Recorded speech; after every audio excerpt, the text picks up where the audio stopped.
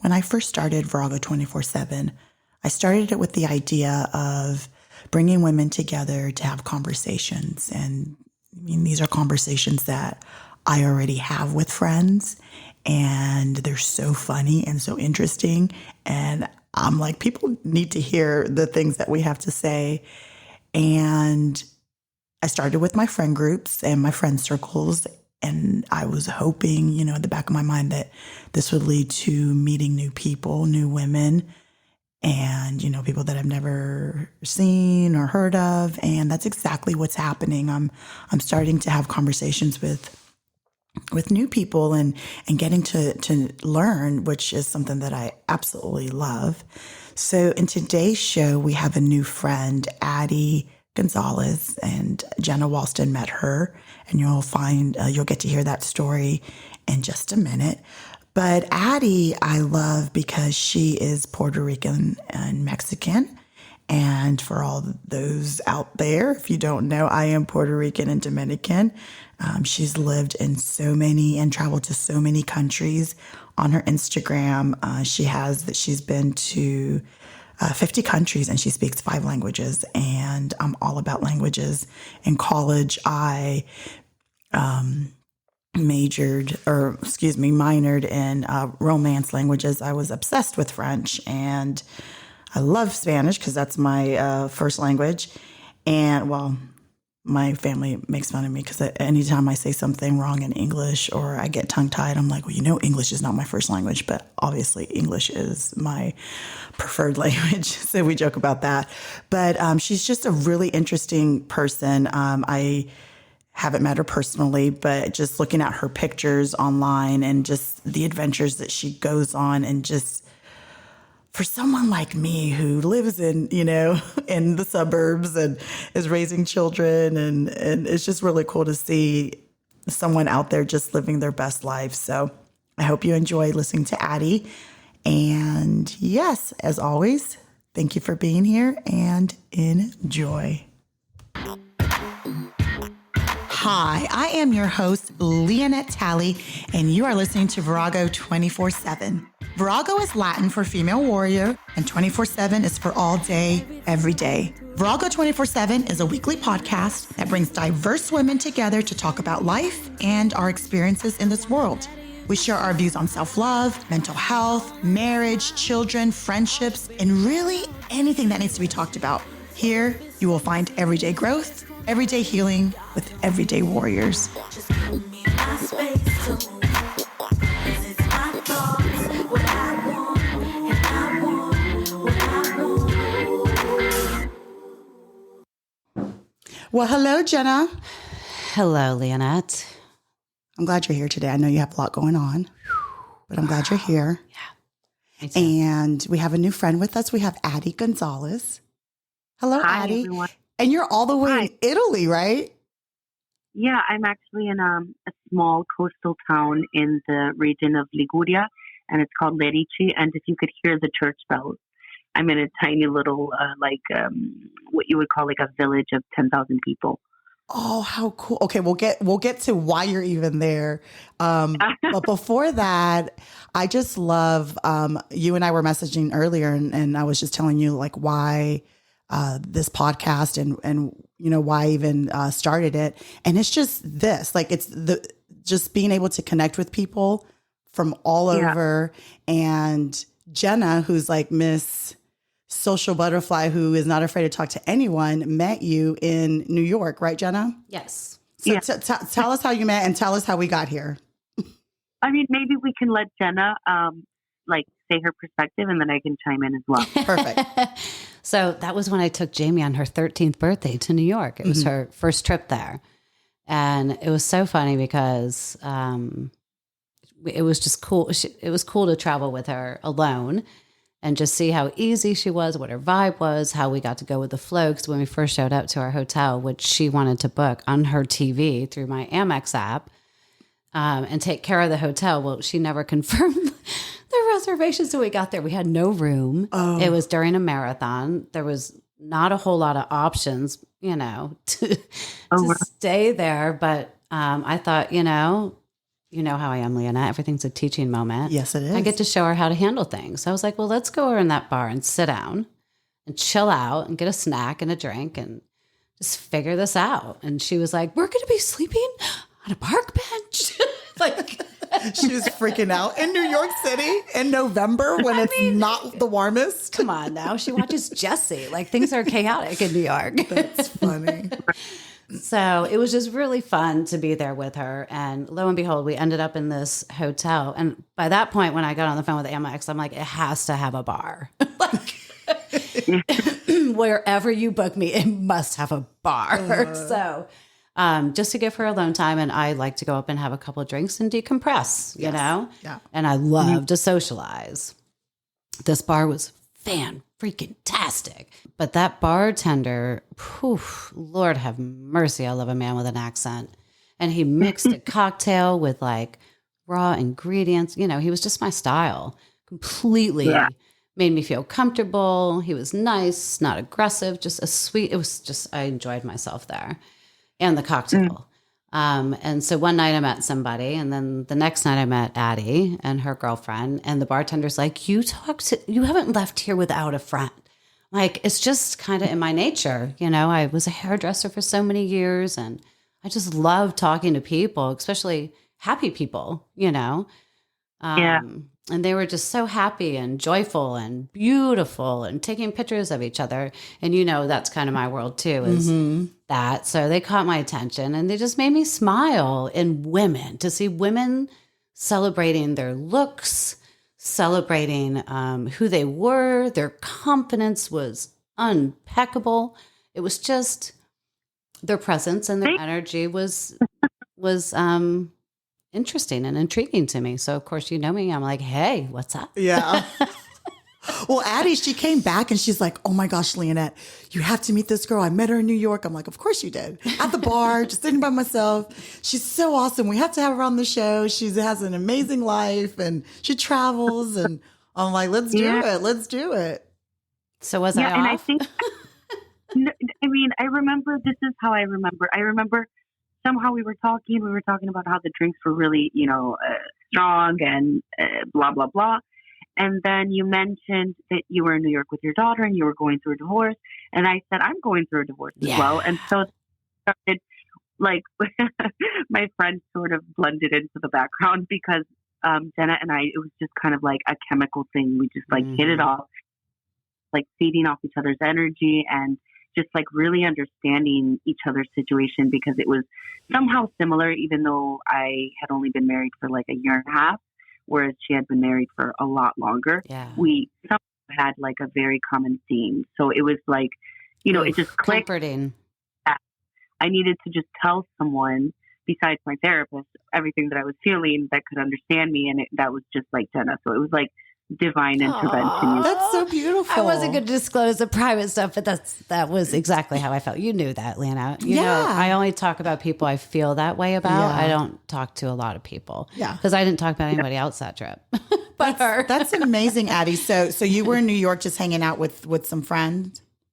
Yeah. So it's kind of a windy story. So I can start from there because let me just start like how I kind of ended up in New York. It was, I was living in Shanghai actually from like my mid 20s to my early 30s. So I was an expat there 7 years, a working professional. And I had this backstory with my ex-husband. We were together, then we broke up, then we got back together, then we got married. And so when I left China, I didn't really have an exact plan for my career. It was just like, okay, I'm leaving this career path, which was education consulting, which is super lucrative in China, but not outside of China as much. So I sort of had a vacuum in my career and at the same time rekindled the romance with my ex-husband.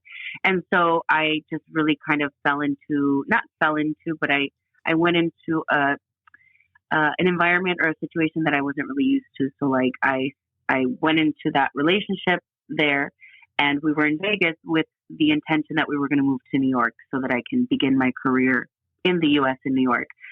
So we were in Vegas for a year, got married, and we moved to New York in the middle of the pandemic. So during this time, I'm developing my photography. I'm not working. I left my job in Shanghai. And so there was like just a lot of things going on. So when Jenna and I met, I was already initially going through my separation, and I was doing freelance photography, so project to project basis. So I was in New York, but I was able to just like come and go as I pleased. And since New York is really expensive, I already was starting to travel at that point. Very cool. Very cool. That is I love that I didn't know any yeah, of that. that is so cool. neat. Yeah. So also we have some things in common when we were writing back and forth. You're Puerto Rican Mexican. Yeah. And I'm Puerto Rican Dominican. And you've lived overseas and I've lived overseas. So I'm like, oh my gosh, this is so cool. I just love when people can just come together and find some, things that are in common. And yeah, and it's impressive. I think you've lived abroad more than once. well, right in middle school. yeah, my parents, they like to move. Honestly, the second time we moved back was very unnecessary, but they're like, let's move back to Switzerland in the middle of high school, like right smack dab in the middle of our high school careers. And yeah, we went back and then it just wasn't the same. And so then, yeah, it's a long story, long story, Right. but yes, it was twice. I mean, living in a different place that is that's not like your home country. I guess for me and for you as well, it's like a birthright because you're Puerto Rican and Dominican. So you already have this feeling of like, you're going to adapt to the space that you're in. It doesn't necessarily have to be your immediate culture, but you're going to find a way to thrive in that culture. Oh my gosh, beautifully said. Yep. Wow. Yep. That's exactly great way to say how it, I yeah. feel. That's exactly what I tell people. Wow. You can throw me anywhere and I can make it work and not feel uncomfortable. I will adapt. Yeah. Yeah. Yeah. I mean, I think that's my biggest talent is like I can adapt really well. But I guess this is how we like connected, Jenna and I. At some point, I realized I was like blending way too much into the background. I wasn't really I was straddling that fine line between my authentic self and my environment. And when I came to realize that that's what was going on, I started therapy it's almost been a year now, about a year ago. Realized a lot of things that had I not said them out loud and, bounced them off somebody, I wouldn't have been like, oh, right, that's it. I'm a little bit unhappy with the way my life is going, but that's because I sort of started compromising early on when I came back to the U.S. And then it kept going from there, kind of snowballed into something else. So, yeah, I'm highly adaptable, but I also have to remind myself, like, okay, this is the environment and this is you, and there has to be you in that environment. Yeah. So what do you bring to that? Yeah. So that's journey. And it's a long one. Yeah, no, I get it because I agree with that. When you have that personality or that character about you where you can adapt, you kind of forget yourself and lose yourself in certain situations, and you're there to make other people feel comfortable and other people feel seen. And right, and so that's where I'm at. I'm like trying to find that two-way, and I find that when I go abroad, and if I'm lucky enough, I understand it's a privilege to be able to get up and just take some time, like a mental health break, a mental health vacation, just so that I can be in my center of gravity and listen to my own thoughts without a lot of input from the outside. mm-hmm. I find that when I'm abroad and I'm like, everything is a little bit of a challenge every day. I have to practice the language. I have to go out and do something I've never done. I have to learn the streets. Everything is like, you're seeing it through like this, like lens of wandering. I find that I strengthen my resilience, that I come back to myself. I come back to the present and I'm like, okay, this is the Addie that I know. This is the Addie that, no matter what happens, I know that I got it. Yeah. And so that's why I'm like very hot-footed, and I like to travel a lot. I'm going to jump on a trip with her once my divorce is final. That would be amazing. Oh, totally. So read that the day we met. Yes. Yeah. So going back to, you said you started therapy about a year ago. Yeah. And so you said that there was something within you where you were like, this is not my life. This is not the life that I want for myself. Do you want to share like what it was that kind of sparked that? Yeah. because, I was in the relationship with my ex-husband, and it was, so I think you should understand that me and him were together between 19 to 27. Then at 25, I left to Shanghai, and he was in Chicago at the time, trying to build a trading company. So he was on his career path, and I was on mine. And this drew a lot of friction, obviously. And at some point, that just imploded. Like, it just wasn't working. And, looking back, I'm like, I should have known this person is not he doesn't have a lot of integrity, because the way that he handled the first breakup was not good. But I thought it was a phase, or it was like a lot of pain, or, I was like sort of excusing that behavior. And also when I came back to the US, I was like, I had a vacuum of social life. Like I had no friends. I had, my entire network was back in Shanghai, and I had spent so much time there that also it was like reverse culture shock getting back. So I just relied very heavily on him for a lot. And, that in and of itself was probably problematic. But at the beginning, everything was great, and we got married. And then as soon as the marriage started, it just kind of turned. And not just that, but I'm not really this kind of person who can stay at home and be a housewife. And I'm not saying that anyone, I think it's a beautiful thing. And I know that a lot of people love this kind of lifestyle, but it's just not something that I grew up with, or that I saw, or like was me. So I was kind of in this space where I wasn't working, and I had like a lot of anxiety about that.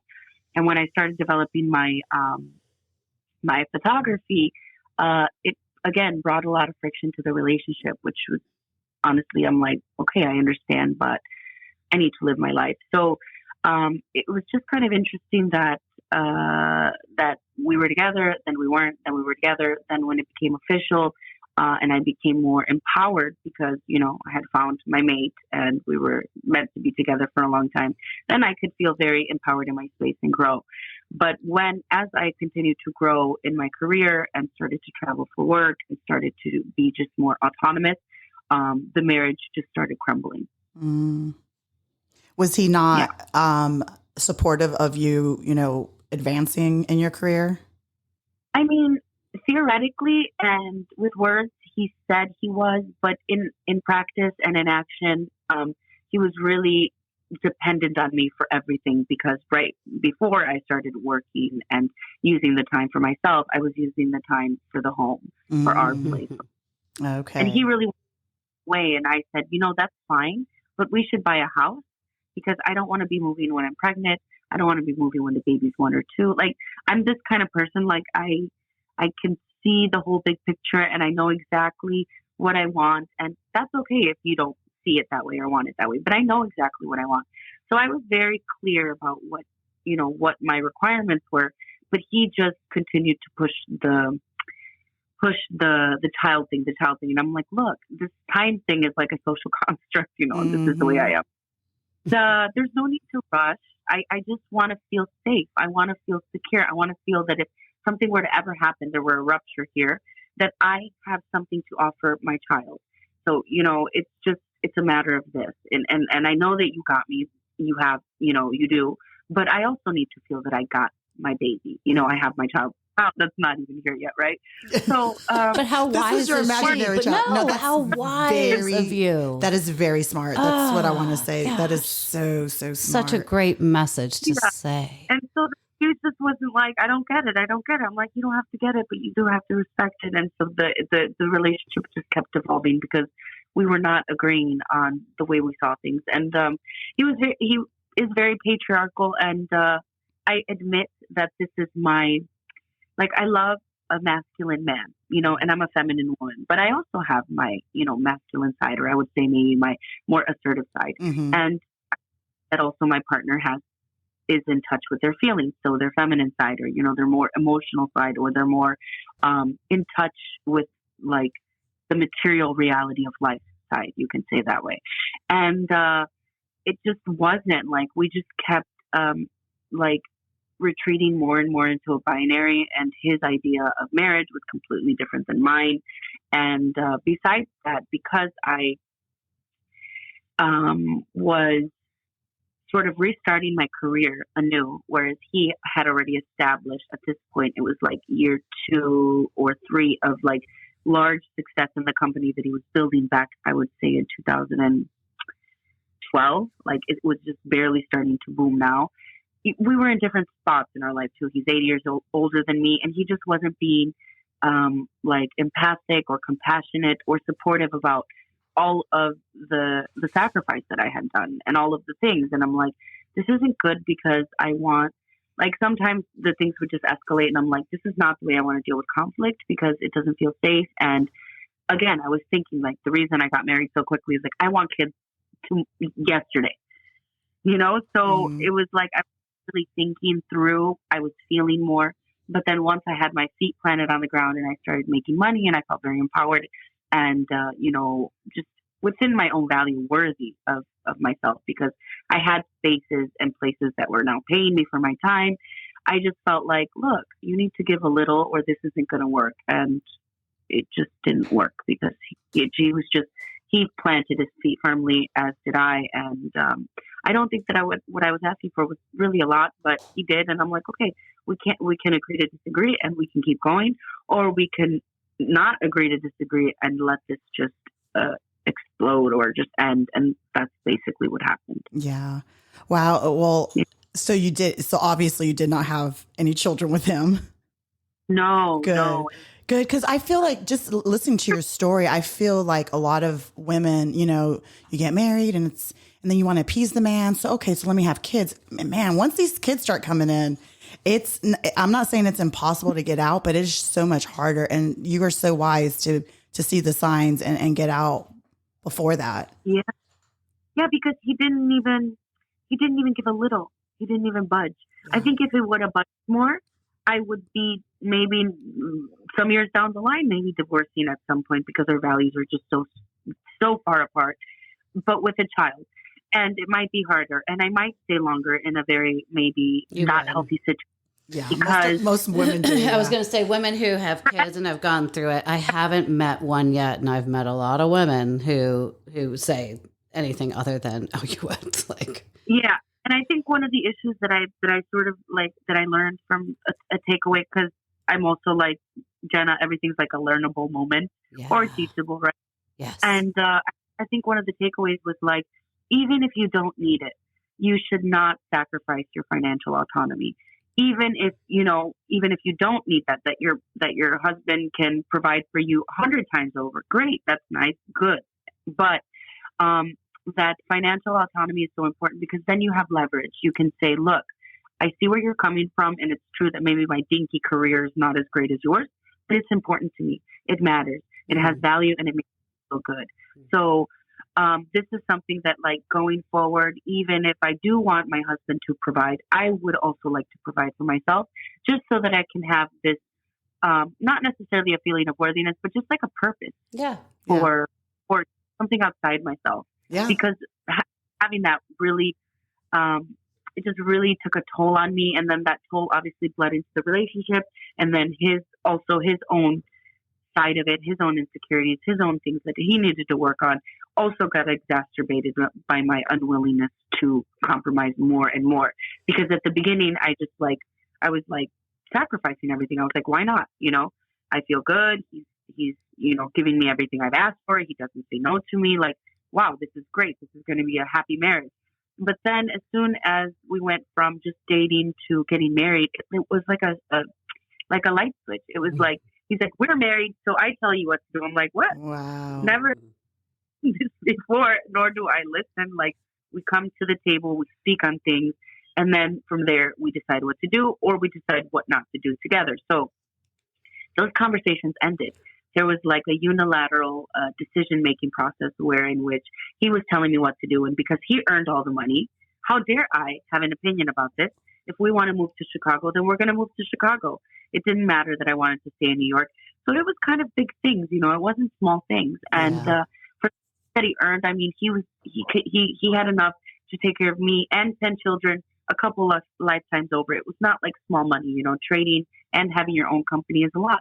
So I understand also that he had a lot of stress that was like feeding into this. But I understand the stress. What I don't understand is the insecurity. So like, you have so much and I have so little. Why not throw me a bone? If you say you love me like you say you do. And this is when I started taking a few steps back and looking at the bigger picture and taking my emotion out of it, because I'm also this way. Like, I lead from the heart, and it's gotten me into some hot water. Another kind of takeaway is like, follow your heart, but take your brain with you. Mm-hmm. Wow. By the way, always kind of, try to be in alignment with both your mind and your heart, because your heart will not ask you to betray yourself if your mind is right next to it. Wow. Right? Yeah. Yeah.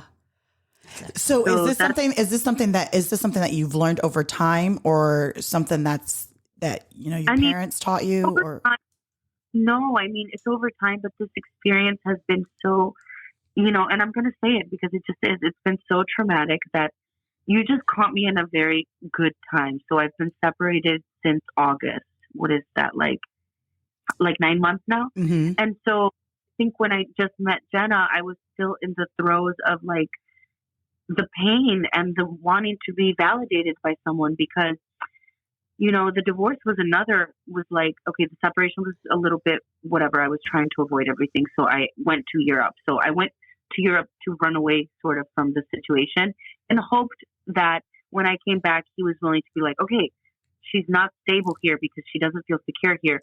I need to bring something to the table. I need to meet her halfway, because otherwise she's gone. But it wasn't what happened. What happened was he got very angry and he wanted to punish me for leaving for these 6 weeks, which what I did was a couple of independent projects, and as well as my own kind of fine art photography. So I was developing again my photography, and he just wasn't seeing it that way. He's like, but you're not earning any money. I'm like, but that's not the stage I'm at in my life. You were at your company. You guys were bankrupt for 5 years. This is the way it works. You have to really build yourself in a new industry, and you have to be willing to fail a lot, because that's just part of the learning process. So I was just trying to be like, look, you don't have to understand, but you have to respect. And the respect was not there. It was every time less and less. So when I came back from Europe, he just continued to like punish me. And when I was in Europe, he would call me just to continue to say, hey, you left, so I feel that blah, blah, so he just wanted to beat a dead horse, as well as just continue to make me feel bad about my decision. And I'm like, I already know where you're at, and you already know where I'm at. So there's no point to have the same conversation different ways. So let's just talk when I'm back from Europe. So I came back from Europe and again called him with all the love in the world, with all the, space that I can hold for this, and say, I get that you're hurt, and I get that this is how you feel, but you have to see my side of it. I cannot come any more to the table more than I have come at this point. It's your turn now to come to the table. I've proven that I'm committed to this 10 times over. Now I have my doubts because I don't see it.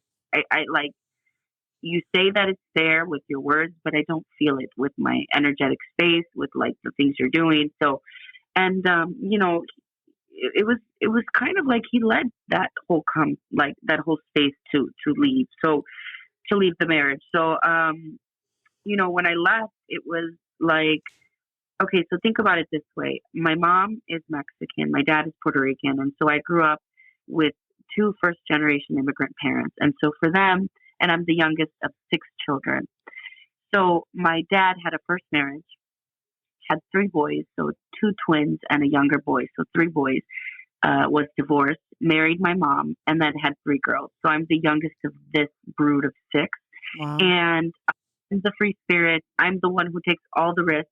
I'm the smart one. That's my role, right? Mm-hmm. Like the intelligent, loves to read, can just get lost in, Italy for a year, learn Italian, come back like with this kind of new perspective on life. And so they expected me to be either a lawyer or a doctor. This is, I think, a very typical immigrant experience in the U.S. Like, you're the smart one. You're the one who's going to like take the family legacy forward. You should be a lawyer or doctor. So when I didn't take that path, and then when I got married, they're like, oh, this is what you're going to do. You're going to be like this great woman of society. Nick is wonderful. They would only see, my ex-husband's great side, which I think is very typical and normal, right? Because why would you show your bad side to anyone, Of especially course. your.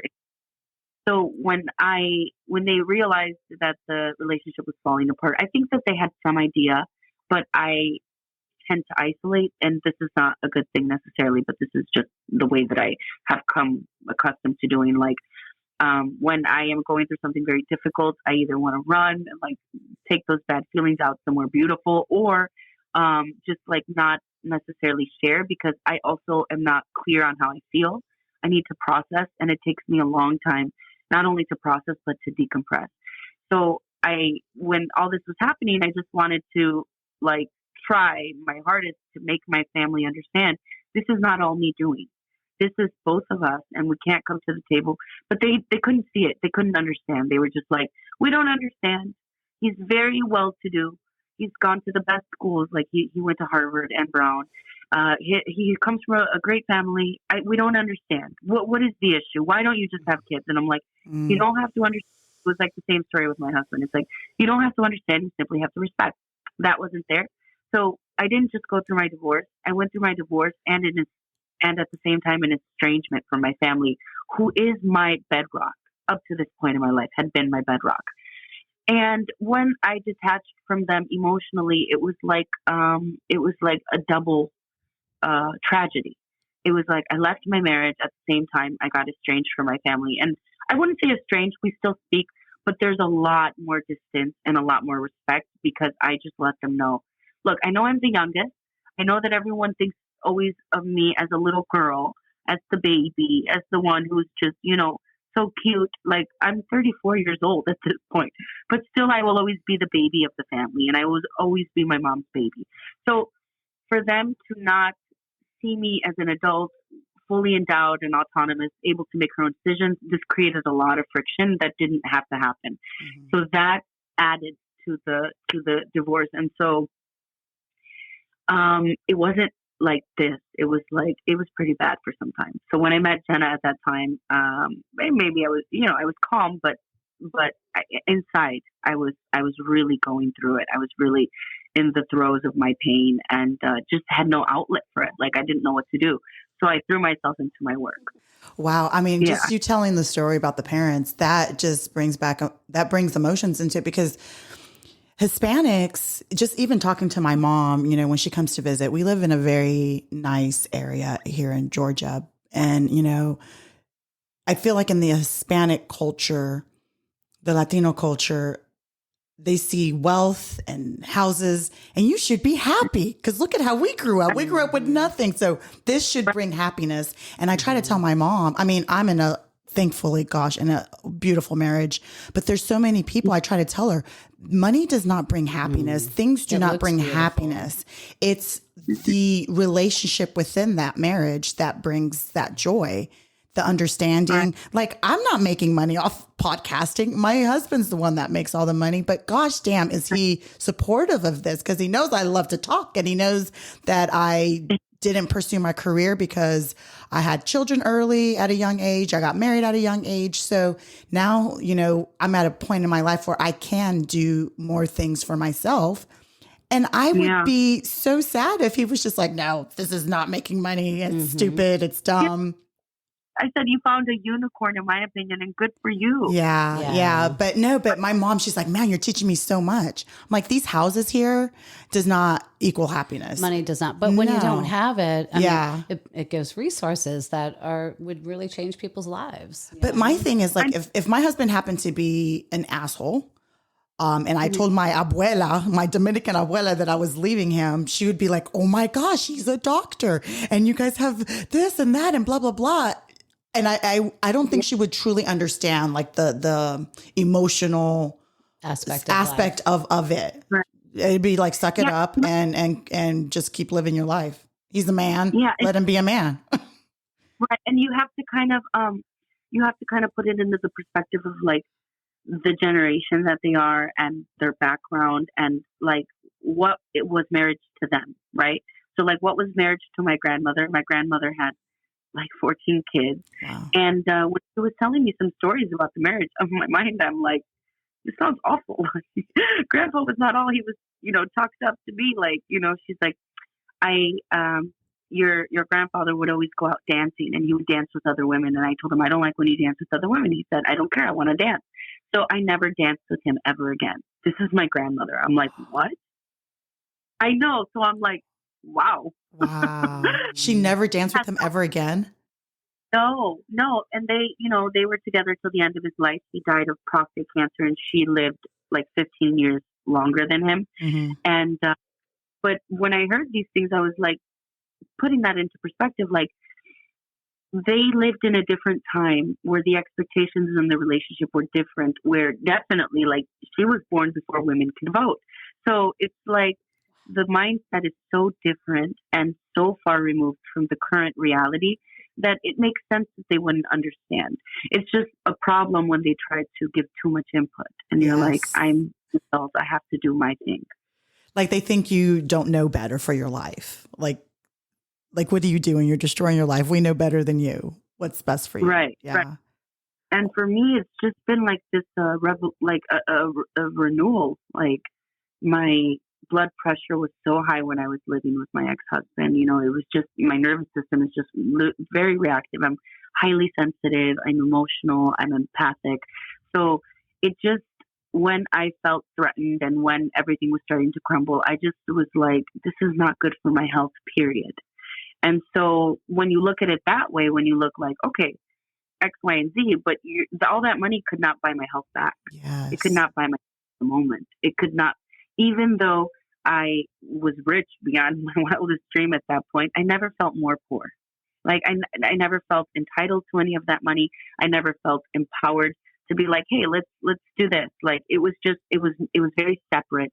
And I didn't realize some of these things were like abusive, but like now I know they are. But like I had no transparency with finances. I had no, and and that was like that fed into my feelings of insecurity. And I'm like, I'm not used to this. In my home, my parents were two immigrants. Well, my dad's Puerto Rican, but still, nonetheless, he left Puerto Rico to live in Chicago. And he met my mom on vacation and then brought her over after their marriage. And they it was like, I wouldn't say my mom wore the pants, but my mom was the homemaker who also budgeted everything. So I grew up in a home where my mom was very empowered. And even though my dad maybe was the main breadwinner, my mom managed everything. And, I'm not saying that that's what I want to do, but at least transparency and making decisions together is a bare minimum, in my opinion. Oh, yeah. And I saw this in my home. So it was just like, it's just not the way that like I do things. If we're in a marriage, we're in a marriage. We have to do things together. It's not like you have separate and I have separate. Then why get married, right? Yeah. So it was kind of like our values were so misaligned, like really, really misaligned. And so to give you a background on my ex-husband, his dad is from Austria and his mom is from New England, and really, truly from a great family. Like she worked at the Museum of Boston Fine Art Museum, or the Massachusetts Fine Art Museum in Boston. And she's like the foremost, greatest expert on Goya. So when I first met her early on, when I was like 20 years old, right, ages ago, I told her the classes I was taking, and she's like, oh, she knew everything about French culture. She knew about French films. She always asked about all the endeavors I was doing. She paid attention to I was doing photography and would buy me really cute gifts that were tied into my photography. She was this kind of person. So I didn't see a lot of things until much later. But then as we got closer and closer and I spent more time with them and the pandemic hit, I think this revealed a lot of weak points in people's relationships. I saw like the way that the dad would like, I don't know, like criticize, like be very critical in front of us. And I'm like, I don't like that. I don't like to that. her? Yeah, to her. And, but so like, again, to put it into context, because I've come to a point where I'm not really like judging it. I'm just kind of like saying, hey, this is the way it was. Mm-hmm. Like Austria, he was born, I think in the 40s or 50s. I could tell, like my mother, like my father, my mother more than my father, had like this very deep financial trauma, like these traumas that were like, they never had enough money, not even to eat. So my mother grew up in this kind of environment, and so did his dad. So this kind of led to a lot of their wounds or their pain bleeding into sort of what we were going to seek, right? Mm-hmm. So it's just kind of like, their perspective, I would say like my ex-husband's dad, as well as my mother's perspective, is limited. It's like misaligned, and it's also like it's misdirected. It's like it's coming from a place of their own pain. It's not really coming from like in a place where it's empowered. So you were saying about your husband, maybe your husband has dealt with any kind of pains, or those pains are not really in the space of like money or security or whatever. But I would like to know more about that, like about how your husband you're right. He's the you. youngest of 6 and comes from a very I don't know, just loving family. He had security, lived in the same house since he was 6. They still own that house. So just a very just wholesome background. And you can tell that he doesn't have a lot of baggage because of that. You know, I brought more baggage into the relationship with him than him because, you know, not having a secure foundation, constantly moving, constantly things changing, well, you know, without your control because you're a child. So he's brought a lot of balance to my life and a lot of stability to my life. But yeah, you can see the difference in, I mean, I'm not saying his parents were like wealthy. His dad worked at the post office. His mom was a teacher, but they were good with their money. And he didn't have that kind of trauma growing up. So Right. But you said very loving. So I think that's also part of it, right? yes, definitely. Like when you have conditional love, it really shapes you. Definitely. And like his mom wanted him to be well-rounded. So she would take him to ballets and the orchestra and, you know, like she just wanted him to be a well-rounded guy. And he went overseas in high school as a foreign exchange student in Germany. So, you know, when we met, you know, we had that little thing in common, even though, I mean, he was only there for like a month or so, but still like then he was in the Navy. So he lived in Japan. So even though he was born and raised basically in the same town, once he got older, he was able to travel and see the world more. So he's open-minded, and which is what I needed for my spouse. And I'm so happy I found him. Yeah, absolutely. Jenna, what about you? Like, I don't really know that much about like your family. So we will stop right here. But the conversation is not over with. We will be back next week with Addie to continue the conversation. So make sure you come back and listen. We will continue to talk about relationships and traveling. And I would love to find out what the catalyst was for her traveling and loving it so much. Where, you know, how old was she? What was her first adventure? So yes, we will continue this conversation and we will see you next week. Bye. Thank you so much for listening to Virago 24/7. If you haven't done so already, go ahead and hit that subscribe button and please give us 5-star ratings.